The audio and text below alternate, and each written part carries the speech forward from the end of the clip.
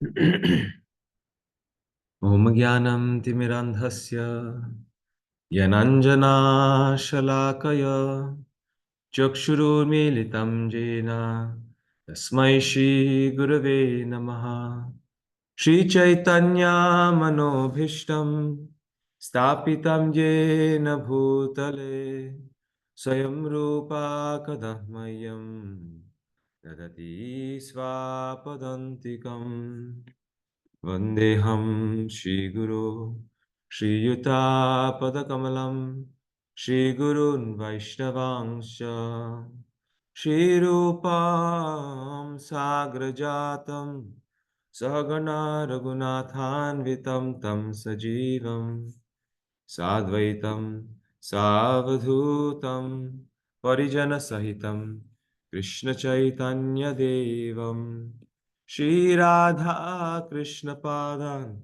Sahagana Lalita Shri Vishakhanvitamsha He Krishna Karuna Sindho Dinabandho Jagatpate Gopesha Gopika Kanta Radha Kanta Namostute Tapta Kanchana Gaurangi Radhe Vrindavaneshwari Vrishabhanu Sute Devi Pranamami Hari Priye Vanchakalpa Tarubhyasya Vipasindhubhya Evacha Patitanam Pavanebhyo Vaishnavebhyo Namo Namaha Jai Shri Krishna Chaitanya Prabhu Nityananda Shri Advaita Gadadhara Shri Vasadi Gaura Bhakta Vrinda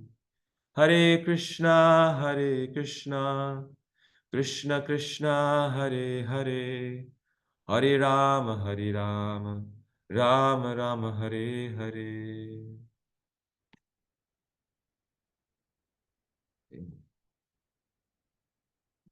Om Namo Bhagavate Vasudevaya. Om Namo Bhagavate Vasudevaya. Om Namo Bhagavate Vasudevaya.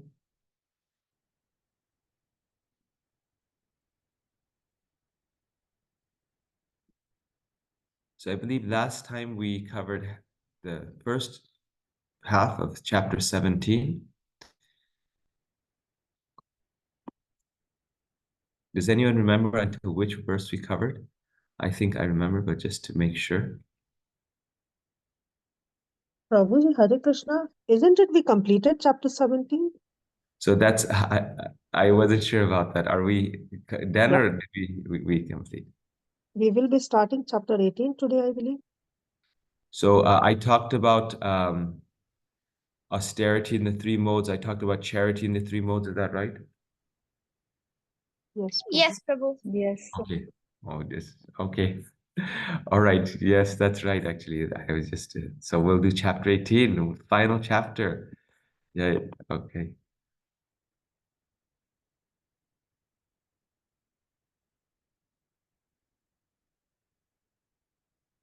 All right. Okay.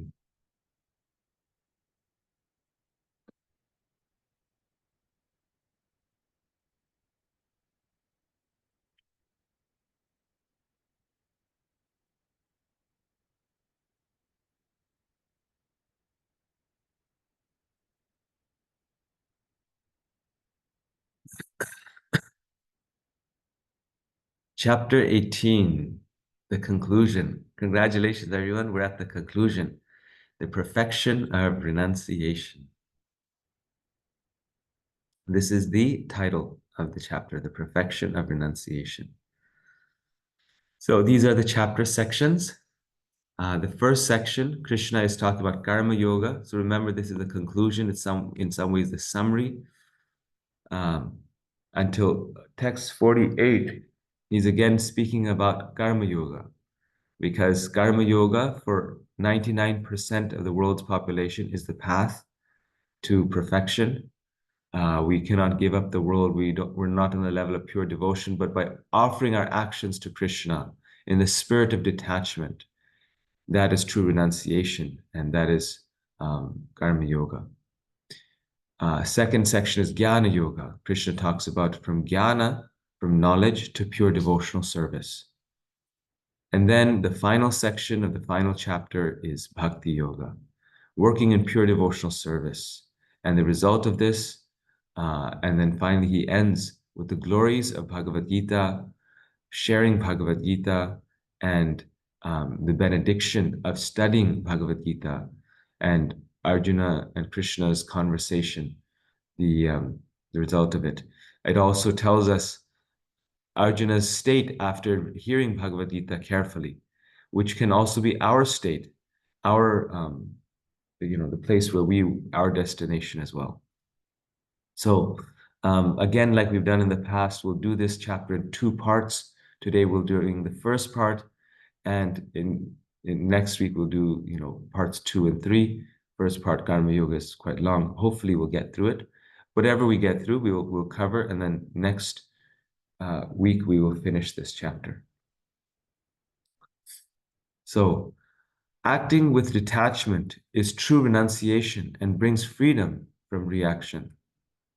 The first section of the 18th chapter summarizes the first 6 chapters of Bhagavad Gita, the Karma Yoga section. The discussion begins by analyzing the respective positions of sannyasa, the giving up of work, and tyaga, the giving up the fruits of work. One does not have to give up activity, but must give up the fruitive mentality. So Krishna describes that actually it's not even possible not to work. It's not possible not to act. Even the endeavor to give up activity is an activity. But what we can do is give up the fruits of the activity to Krishna. Give up the desire for selfish activity or activity for oneself and act only for Krishna. So this is a very famous verse, one that I believe you need to memorize, maybe not, but it's a good one to know. Yagyadana tapa karma natyajam karyameva tat Yagyudanam tapaschaiva pavanani manishinam. Acts of sacrifice, charity, and penance are not to be given up. They must be performed. Indeed, sacrifice, charity, and penance purify even the great souls. So, this is the difference between sannyasa and tyaga. One may be a sannyasi, but one cannot give up tyaga, right? Sacrifice, charity, and penance must always be done, even by the greatest souls, because they purify even them. And then in this verse, this is a very nice verse, actually, again, to read to householders and also to read at functions like engagements and marriages.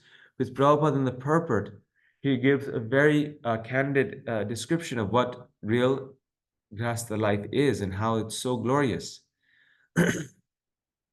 The marriage ceremony, for example, is considered to be one of these sacrifices. It is called Vivaha Yajna. Should a sannyasi who is in the renounced order of life, who has given up his family relations, encourage the marriage ceremony? The Lord says here that any sacrifice which is meant for human welfare should never be given up. Vivaha Yajna, the marriage ceremony, is meant to regulate the human mind so that it may become peaceful for spiritual advancement. For most men, this Vivaha Yajna should be encouraged even by persons in the renounced order of life. Sannyasis should never associate with women, but that does not mean that one who is in the lower stages of life, a young man, should not accept a wife in the marriage ceremony. Prabhupada is so kind, and this process of devotional service is so kind, because actually in other processes, like in the process of jnana, in the impersonalist path, only the sannyasis can practice. Only those who are renounced, sannyas means renounced, completely renounced, they can practice those practices. Until then, you just, you just observe. It's only in the process of bhakti that householders, women, children, everyone is invited to become uh, members of the process, so to say. All other processes in traditional times were only meant for the male sannyasis. But this process of bhakti is so nice that one can perfect oneself in any stage of life. So the point Prabhupada is making here is that for most people, marriage is a sacrifice. And I think those of us who are married know this, that it's not easy, right? To even keep up a marriage and uh, practice Krishna consciousness in married life. And it requires a lot of Krishna consciousness. It requires a lot of uh, detachment, uh, you know, austerity, charity. One has to develop good qualities um, in order to even do the sacrifice of properly carrying out a grihastha life, married life, and the life of no responsibility, of just jumping from one partner to another, enjoying one's senses as one likes, pursuing sensual pleasure. That is not a yajna. That is not renunciation. That can become an obstacle. It will be an obstacle in our spiritual life. But if properly done, married life can actually be an asset for spiritual life, because this is how one gradually advances. One first makes the sacrifice of performing household life in a regulated way, and that purifies one's existence and prepares one for the final stage of complete renunciation and surrender to the Supreme Lord. And this is why Prabhupada says even the sannyasis, they will bless and encourage the young men and women in marriage ceremonies, though they have nothing to do with marriages. And Prabhupada was so kind that he personally did the marriages of his disciples. He attended their weddings. He was a sannyasi. He had nothing to do with it. And for a sannyasi, it's a disturbance to deal with all of this, because they've taken the path of renunciation. But he was still doing it very carefully, very kindly, for the benefit of his disciples, the devotees. Prabhupada was arranging their marriages, doing their marriages, cooking for their marriages in the early days, because this is a spiritual right.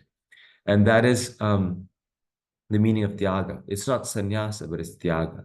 You are giving up the inclination to unrestricted sense enjoyment and focusing oneself on the path of devotion. Similarly, charity is for the purification of the heart. If charity is given to suitable persons, as described previously, it leads one to advanced spiritual life. So when we think, oh, I'm very advanced, I don't need to give any charity. No, we need to give, because that purifies our heart. Text 6, all these activities should be performed without attachment or any expectation of result. They should be performed as a matter of duty. O son of Pratha, that is my final opinion. I was once in New Vrindavan and I asked Varsana Maharaj that how in household life it's so absorbing. How can one um, how can one remain Krishna conscious and take care of one's children, especially when the children are small? They're very, demanding. And you sit and try to read something, and then they'll start crying or playing, and you can't read. You try to, do something, wake up early in the morning, but then they're awake all night. So many things. And Maharaj said, well, first thing, you have to think that my children are not my children, they are Krishna's children. And you have to think that my wife is not my wife, she's Krishna's maidservant. Then, when you're not attached to your family members, then you take care of them as a service to Krishna.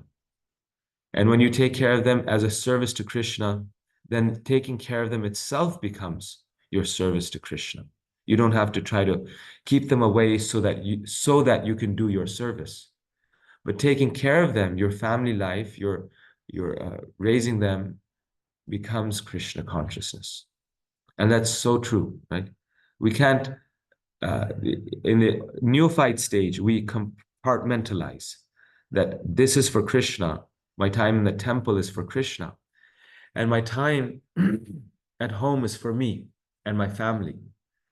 No, as we advance, it's all one. My time with my family is also for Krishna. My children are also for Krishna. My wife is for Krishna because I'm not attached personally, materially. And my time in the temple is also Krishna. And then I have to see how to balance all these services to Krishna because Krishna wants me to do many things for him. So this is the mood. Text 7 to 9 talk about prescribed duties. Prescribed duties should never be renounced.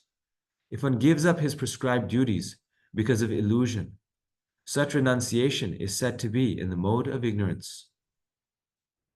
Anyone who gives up prescribed duties as troublesome or out of fear of bodily discomfort is said to have renounced in the mode of passion. Sorry. Such action never leads to the elevation of renunciation. Text 9. O Arjuna, when one performs his prescribed duty only because it ought to be done and renounces all material association and all attachment to the fruit, his renunciation is said to be in the mode of goodness.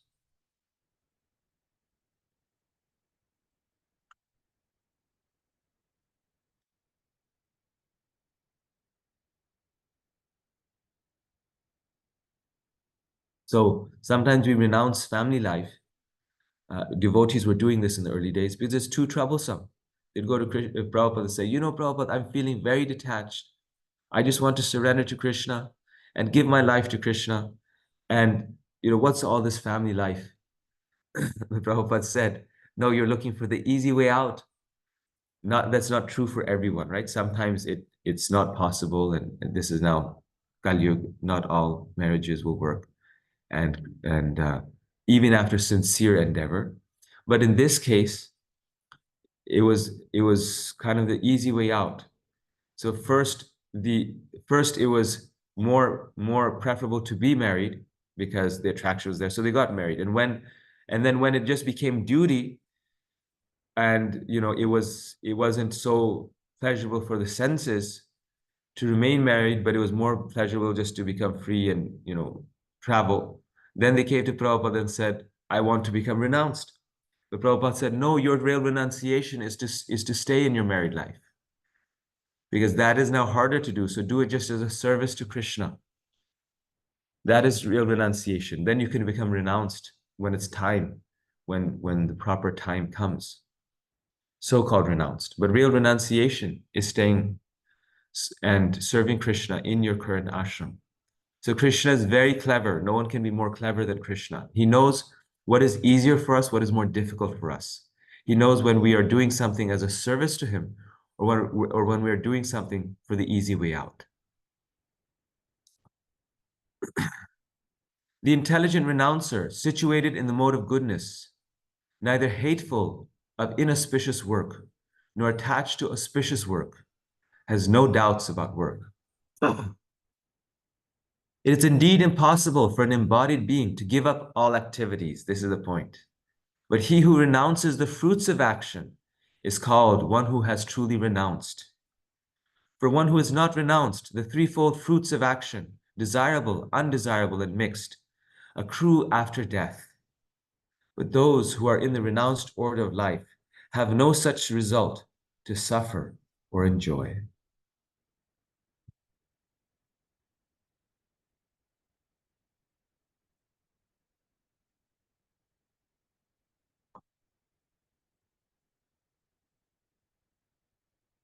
Right?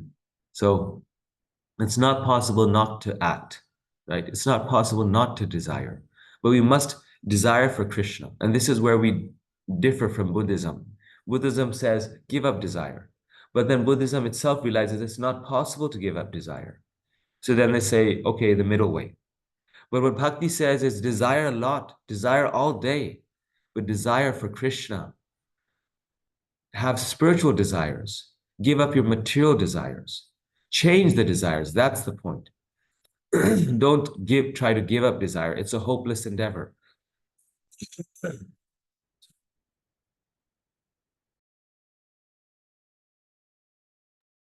Prabhupada said that only a stone does not have desire. In this beautiful image here, we see Raghunath Das Goswami. And Raghunath Das Goswami, at a very young age, wanted to leave his beautiful wife, his family, and wanted to join Sri Chaitanya Mahaprabhu. He wanted to leave home and join Chaitanya Mahaprabhu. And Chaitanya Mahaprabhu forbade him to do so initially. He said that, no, you are very spiritually advanced. This is why you want to come to me. You don't want to come out of escapism. He actually had so much wealth. Materially, he had no problems. So it wasn't because of material difficulty that he wanted to leave. In fact, he was very materially happy. He was leaving because he was attached to Chaitanya Mahaprabhu. But Chaitanya Mahaprabhu told him, no, you are very spiritually advanced, but you should remain in family life. But while doing your duties externally, internally, always meditate upon me. Make the focus of your heart and attention me. And in this way, you will please me more. Right? And this is the fact that he gave the example of a paramour, a woman who loves a paramour, a man other than her husband. She will always be thinking of the paramour, even though she's living in the house of her husband. And that meditation will even be more intense because of the distance. Now, this is a very opposite example, and that's why it's given as an example, because it's the absolute opposite. In the mature world, this is very abominable, right? But in the spiritual context, this is actually the way it should be. That in our heart, we're always thinking of Krishna. We know the goal, that's our goal, that's our effort, that's our ultimate end. But within our heart, externally, we are doing our duties. And not just externally, we are acting in this world. We're taking care of our family, and we like doing that. But internally, our goal is Krishna. And I want to make my family Krishna conscious, and we're developing that. So the ultimate aim is never lost. And everything that we're doing is engaged into that aim. Again, the point being, make your family Krishna conscious. That is true renunciation. So it is impossible to give up activities, but give up the attachment to the fruits. That is the message. The conclusion of Sankhya and Vedanta, actions directed by the supersoul bring freedom from reaction. This is the conclusion of both Sankhya and Vedanta. So Krishna clarified this also in another chapter. Was it chapter 7? I can't remember, or chapter 8 maybe, where he says that Sankhya and Vedanta have the same end. So Sankhya is the process of detaching oneself from the material world. Vedanta is the process of attaching oneself to the spiritual world. So they're really one and the same. Detachment from material life means attachment to Krishna. There's no middle state. Here he's confirming the same thing again, that Sankhya and Vedanta are the same thing. Become attached to Krishna. That is true detachment. Understanding that one is merely one of the 5 factors of action, and that the supersoul is the main factor, a person will follow the dictation of the supersoul. Such action is liberating.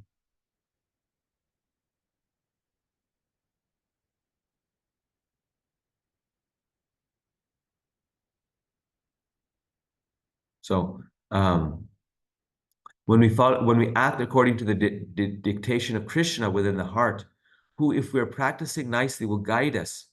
Prabhupada said that if we are chanting our rounds nicely, waking up in the morning, doing Mangal Arati, Krishna will guide us from within the heart of what to do and what not to do. We just need to be very, very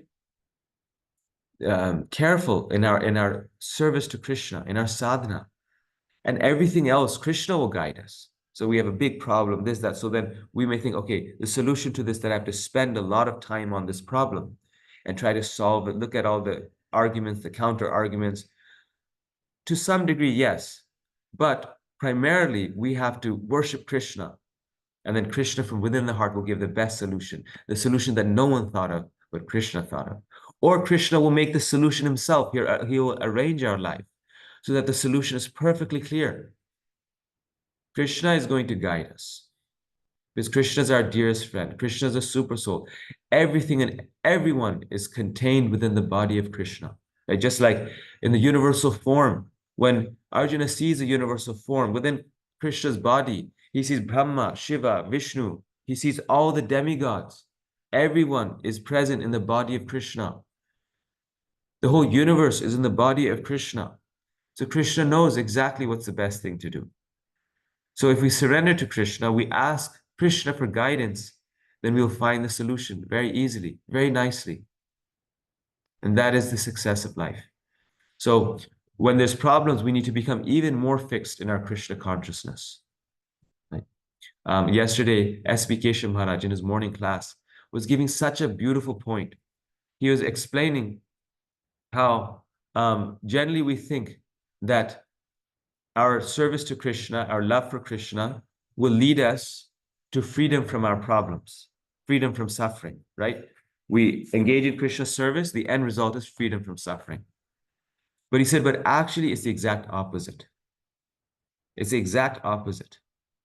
That in fact, our problems and all the difficulties, the challenges that Krishna is giving us are meant to lead us to Krishna. Our problems and our devotional service, in spite of doing those problems, they lead us to Krishna. And that is the ultimate end. That is the ultimate goal, is reaching Krishna.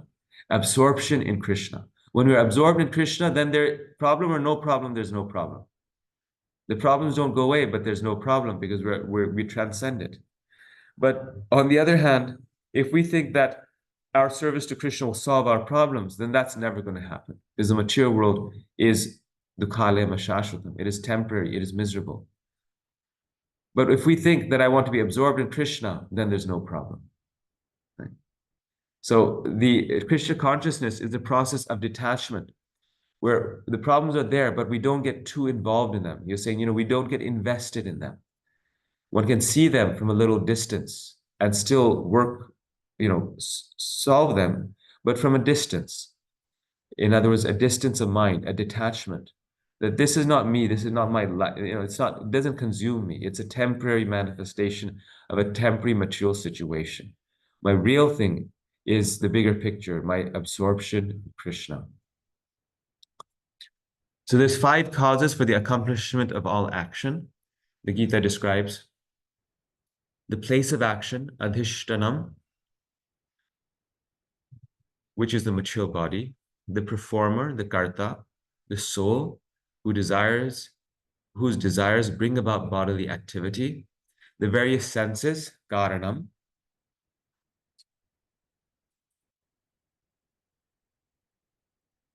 the endeavor, cheshta, the effort to move the senses, that's the endeavor.